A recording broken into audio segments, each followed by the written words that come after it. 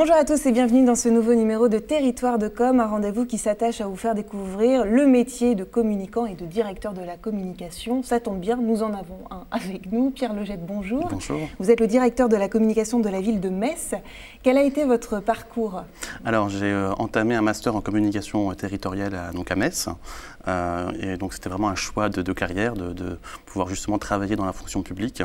Et donc ça m'a amené à pouvoir rejoindre une ville de 45 000 habitants, la ville de Thionville, en tant que chargé de communication puis directeur de la communication. Et puis ensuite l'opportunité à Metz en tant que directeur de la communication.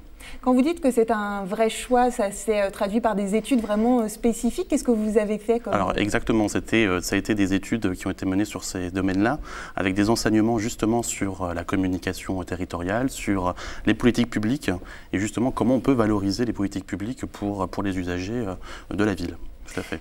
Alors Metz, on l'a dit, ville de 120 000 habitants et qui a accueilli en 2010 un élément structurant, le centre Pompidou-Metz. C'est le premier musée décentralisé. Comment ça a été vécu? Et puis aujourd'hui, surtout, comment vous vous en servez?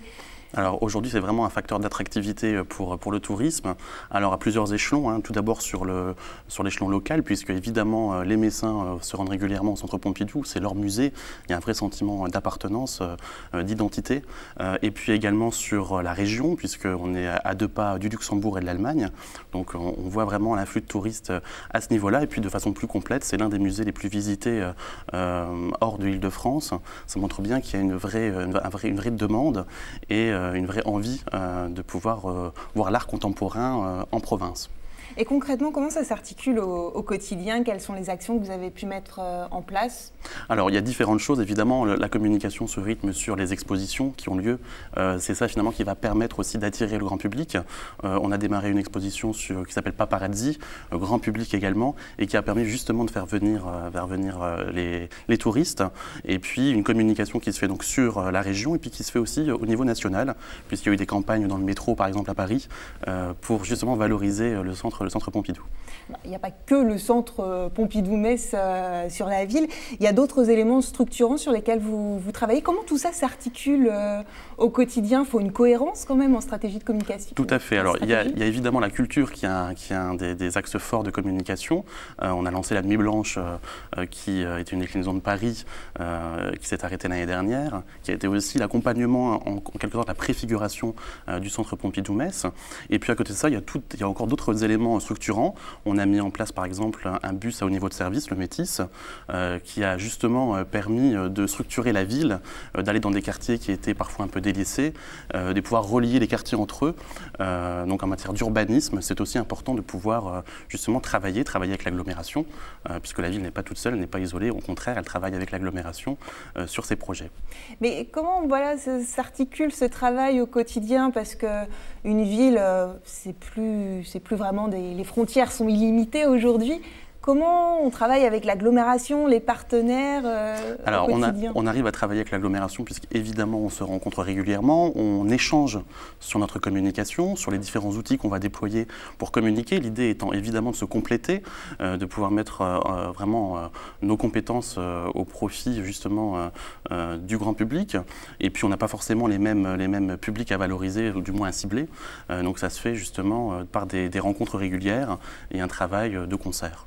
Et pour les habitants, c'est aussi développer le sentiment d'appartenance. Alors exactement, tout un travail qui se fait autour du patrimoine. Donc l'art contemporain fait partie, mais le patrimoine de la ville est aussi important, l'architecture.